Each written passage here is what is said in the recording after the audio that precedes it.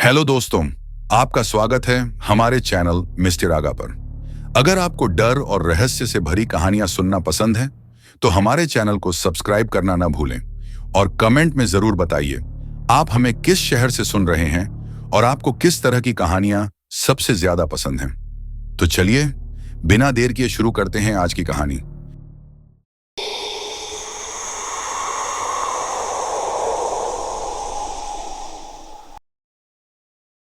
मेरे डैड ने मुझे एक कहानी सुनाई थी और मैं कसम खाकर कहता हूं मैं उसे कभी नहीं भूल सकता।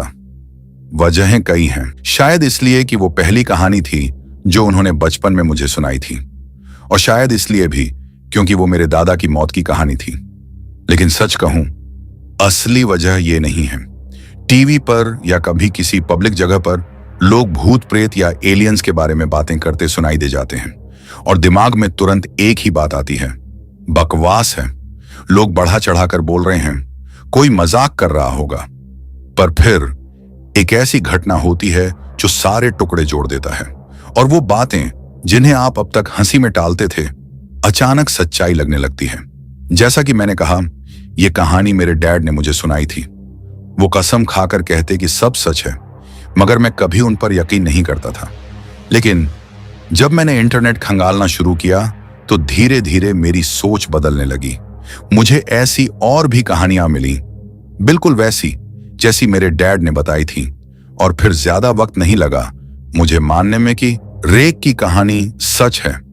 डैड ने उसे कभी रेक नहीं कहा, उन्होंने तो उसे सिर्फ एक नाम दिया था, स्किन वॉकर, एक पुरानी नवाखो दंत कथा के हिसाब से जो उन्हें उनके दादा ने सुनाई थी। और अब मैं तुम्हें वही कहानी सुनाने वाला हूं जो उन्होंने मुझे सुनाई थी। हम लोग उस रात शिकार पर निकले थे। हम कोयट मारते थे, एक खाल के $50 मिलते थे। ओहायो के जिस डेयरी फार्म पर हम रहते थे वहां कभी कभी बछड़े मर जाते थे। पैसों की सख्त जरूरत रहती थी, इसलिए रात रात भर शिकार करना हमारी आदत थी। कभी कभी हिरण भी मिल जाता तो मार लेते। मकान मालिक को कोई फर्क नहीं पड़ता था, बल्कि हमारे लिए खाने का इंतजाम हो जाता। उस रात शिकार खत्म करने के बाद हम हमेशा की तरह पैदल ही लौट रहे थे। न गाड़ी थी न कोई और सहारा। वापस आने का एक ही रास्ता था, जंगल के बीच से होकर। तभी हमें दिखा खून, हर जगह खून, पेड़ों पर छींटे, घास पर धब्बे। ऐसा मंजर पहले कभी नहीं देखा था।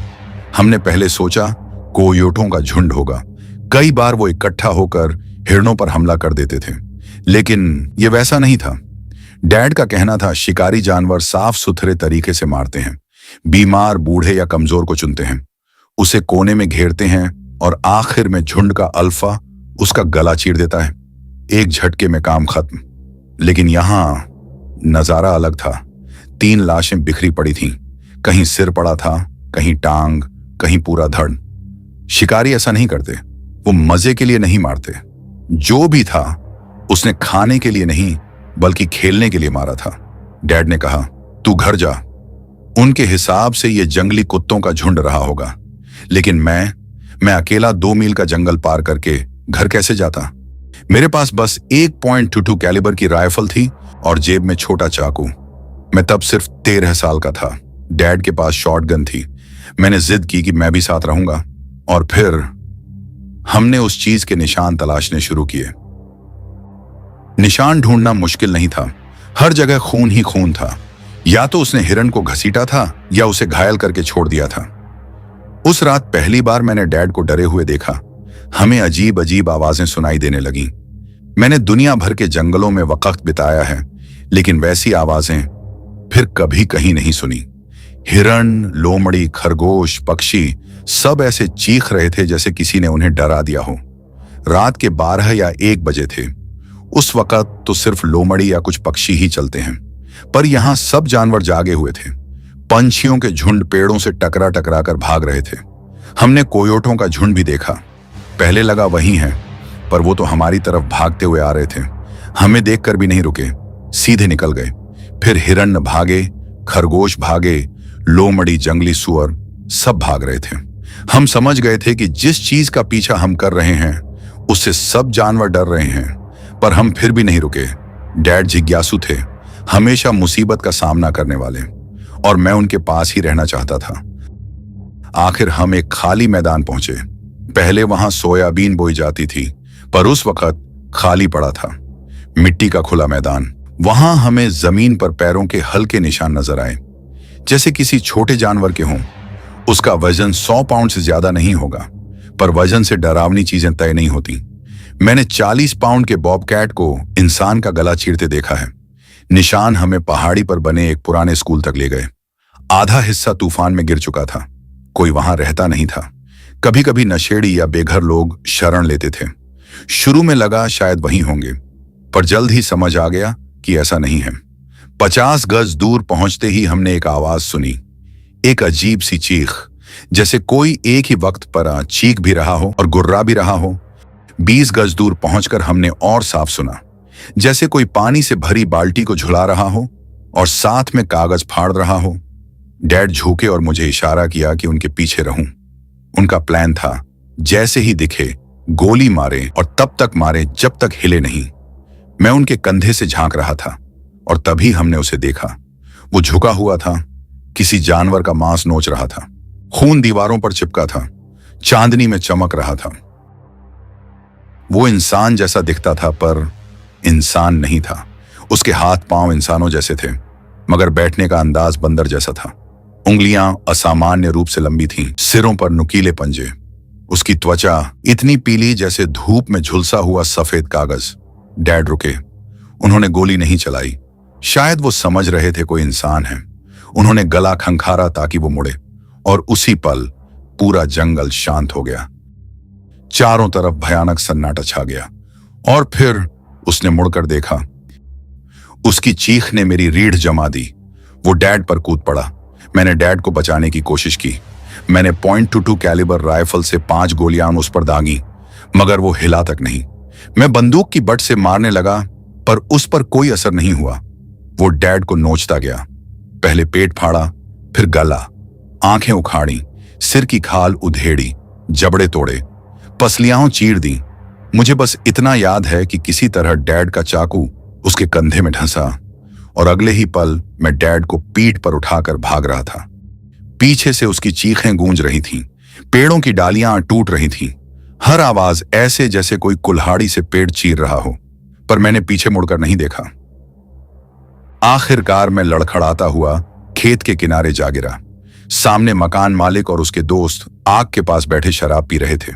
मैं चीखते रोते उनके पास पहुंचा। बोला, एम्बुलेंस बुलाओ। मकान मालिक पहले मेरी तरफ देखता है, फिर मेरे कंधे पर रखी चीज को देखता है और कहता है, ये तेरी पीठ पर क्या है? नीचे देखा तो डैड थे, या कहूं डैड का जो बचा खुचा हिस्सा था, आधा धड़ और सिर का टुकड़ा। उसी वक्त वो चीखाहट फिर गूंजी। मकान मालिक ने मुझे पकड़कर घर के अंदर फेंक दिया। डैड जमीन पर गिरे। मैं उन पर टूट पड़ा, रोता खींचता, सोचता शायद बच जाए, पर वो तो उसी जंगल में मर चुके थे। घर के सारे दरवाजे खिड़कियां बंद कर दिए गए। सब बंदूकें निकाल लाए, लाइटें जला दी। किसी ने पुलिस बुला ली, बोले 15 मिनट में आएगी। तभी खिड़की से हमने उसे देखा। वो आग के सामने से गुजरा, लंबा, दुबला, सफेद और झुका हुआ। किसी ने कहा, यह बंदर जैसा दिखता है। अगले ही पल खिड़की टूटी। हमने सोचा वही है, गोली चलाई, लेकिन नहीं, वो तो मकान मालिक का कुत्ता था। उसका धड़ यहां था, मगर सिर और टांगें कहीं और। अब सब और घबरा गए। दरवाजों खिड़कियों के आगे सामान ठूंस दिया, पर तभी गैराज से आवाजें आने लगी। धातु फट रही थी, कांच टूट रहा था। हमने दरवाजे के सामने टीवी और सोफा पटक दिया। कुछ देर तक धमाका होता रहा, फिर शांति छा गई। लेकिन वो शांति वैसी नहीं थी जैसी पहले जंगल में आई थी। इसमें आवाजें थीं, धीमी खरोंच, लकड़ी चरमराने की। अचानक ऊपर से शीशे के टूटने की आवाज आई, और फिर उसकी वही चीख, अब की बार और पास। वो घर के अंदर था। हम सब ऊपर की तरफ दौड़े। वहां एक ही दरवाजा था। ठीक उसी समय वो भी उसी दरवाजे पर था। 4-5 आदमी मिलकर दरवाजा धकेल रहे थे। वो भी धकेल रहा था। दरवाजा कांप रहा था। उसके हाथ अंदर घुसे। किसी ने शॉटगन तानकर उसकी कलाई पर गोली दागी। हाथ अलग होकर गिर पड़ा, पर उससे वो और गुस्से में आ गया। दरवाजा टूटने ही वाला था। किसी ने कहा, सिर नीचे कर लो। अगले ही पल दरवाजे का ऊपर का हिस्सा उड़ गया। गोलियों की गड़गड़ाहट गूंजी। हवा में लकड़ी की किरचें बिखरी और खून की गंध आने लगी। फिर कुछ भी नहीं। पुलिस आई, पर तब तक सूरज निकल चुका था। मुझे अस्पताल ले जाया गया। बहुत लोगों ने मुझसे पूछताछ की, पर मैंने कुछ नहीं कहा। महीनों तक कुछ नहीं बोला। जब मैं बड़ा हुआ तो मकान मालिक के साथ फॉर्म पर काम करने लगा, पर हम दोनों कभी उस रात का जिक्र नहीं करते थे। जब मैं 19 साल का हुआ तो आर्मी में भर्ती होने से पहले मकान मालिक ने मुझे शराब पिलाई। मैंने उससे पूछा, उस रात के बारे में पुलिस ने क्या कहा? उसने जवाब दिया, जंगली जानवर, शायद कोई भेड़िया या भालू। मैंने पूछा, तो फिर वो हाथ, उसका क्या हुआ? वो चुप हो गया। बोला, वो हाथ कभी स्टेशन पहुंचा ही नहीं। वो पुलिस वाला मारा गया और हाथ गायब हो गया। इसके बाद मैंने उस मकान मालिक को फिर कभी नहीं देखा। जब मैं ट्रेनिंग में था वो गायब हो गया। लोगों ने कहा कर्ज में था और भाग गया, पर मुझे पता है ये इतनी सीधी बात नहीं थी। मैंने उन जंगलों की तरफ कभी कदम नहीं रखा। और फिर मेरे पिता, मां के मरने के बाद शायद उन्हें लगा खोने को कुछ नहीं बचा। वो उसी जंगल में लौटे, शायद उसी से बदला लेने, पर वो कभी वापस नहीं आए। FBI आई, जांच पड़ताल का दिखावा किया, पर मुझे पता था कि वो सच में तलाश नहीं कर रहे। वो कभी नहीं मिले। और यही थी मेरे पिता की कहानी, रेक की, या कहो स्किन वॉकर की। मुझे आज तक नहीं पता कि वो क्या था, पर मैं इतना जरूर जानता हूं, वो अब भी वहां है।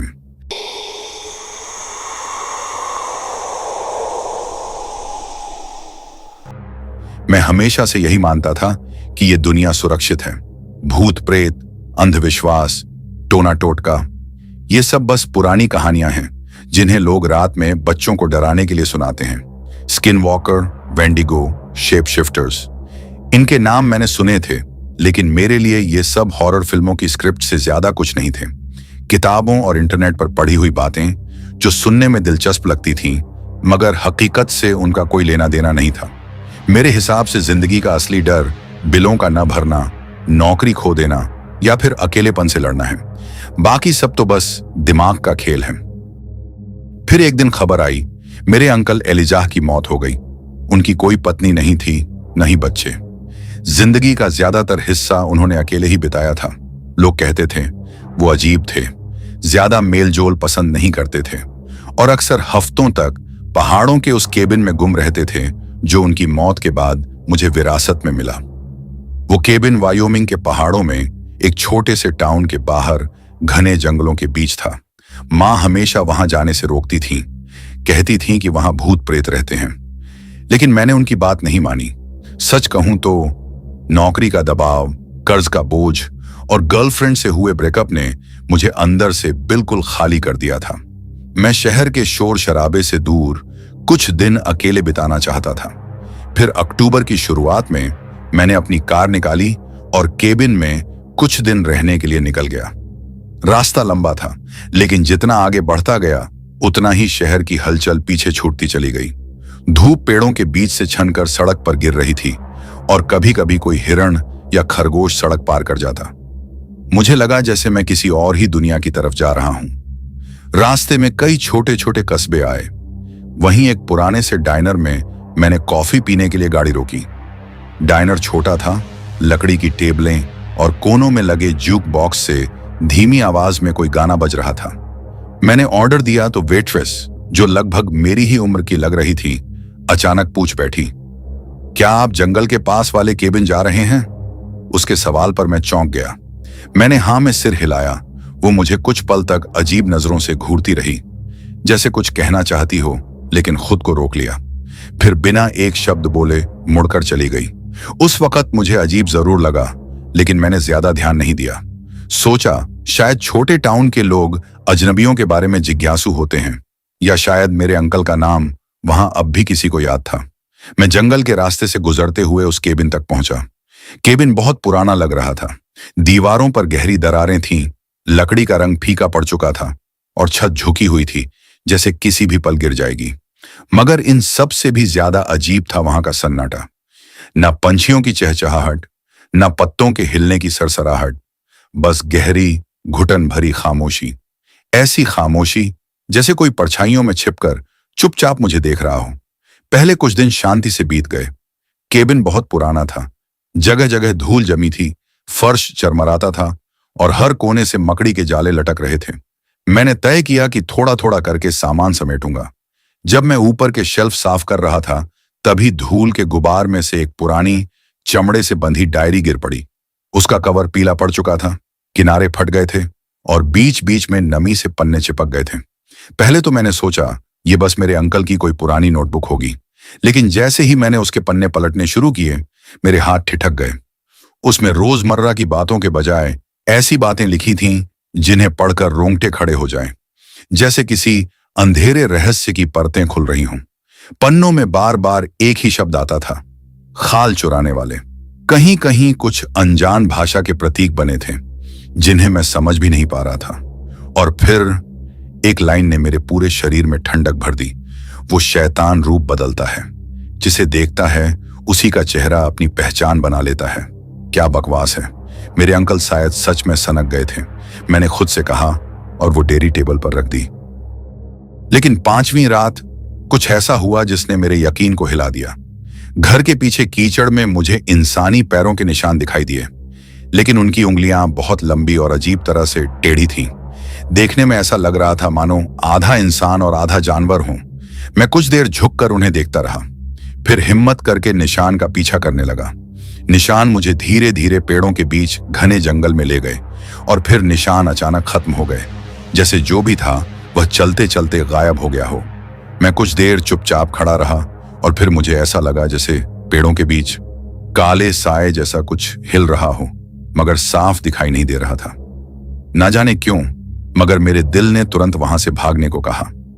मैं तेजी से केबिन लौटा और दरवाजा भीतर से बंद कर लिया। फिर उसी रात जब मैं फायरप्लेस के पास बैठा था, अचानक दरवाजे पर 3 धीमी दस्तकें हुई। मुझे लगा कोई राह भटका हुआ यात्री होगा। मैंने आवाज लगाई, कौन है वहां? लेकिन बाहर से कोई जवाब नहीं आया।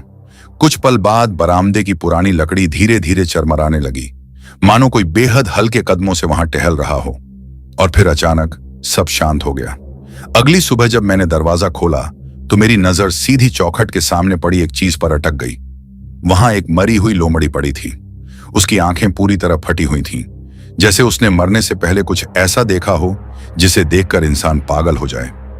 शरीर अकड़ा हुआ, टांगें अजीब कोण पर मुड़ी हुई और मुंह आधा खुला। उसके जबड़ों के बीच एक काला चिकना पत्थर दबा था। वह पत्थर अजीब था, मानो अभी अभी किसी ने आग से निकाला हो। हल्की गर्माहट उसकी सतह से उठ रही थी। मैंने उसे छूने की हिम्मत नहीं की, लेकिन उसके आसपास की बर्फ हल्की सी पिघली हुई थी। मैंने ध्यान दिया कि खून की कोई बूंद जमीन पर नहीं थी। ऐसा लग रहा था जैसे लोमड़ी को मारकर यहां रखा गया हो, सिर्फ मुझे दिखाने के लिए। मैंने लोमड़ी को कांपते हाथों से उठाया और पास की झाड़ियों में फेंक दिया। फिर मैं पास के कस्बे चला गया। वहां पहुंचकर मैंने कुछ लोगों से हिम्मत करके स्किनवॉकर जैसी बातों का जिक्र किया, लेकिन सबने चुप्पी साध ली, जैसे उन्होंने सुना ही ना हो या सुनना ही ना चाहते हों। फिर भीड़ के बीच से एक बूढ़ा आदमी धीरे धीरे मेरे पास आया। उसकी आंखें धंसी हुई थीं और चेहरा थका हारा लग रहा था। उसने बेहद धीमी आवाज में कहा, तुम गलत जगह आ गए हो बच्चे। जितनी जल्दी हो सके वहां से निकल जाओ, नहीं तो तुम्हारा अंजाम भी वही होगा जो तुम्हारे अंकल के साथ हुआ था। उसके शब्द मेरे कानों में ठंडी हवा की तरह गूंजे। मैंने घबराकर पूछा, आपको मेरे अंकल के बारे में कैसे पता? बूढ़ा चुप रहा, बस कुछ देर तक बिना पलक झपकाए मुझे घूरता रहा, ऐसे जैसे उसकी आंखों में कोई पुराना रहस्य कैद हो।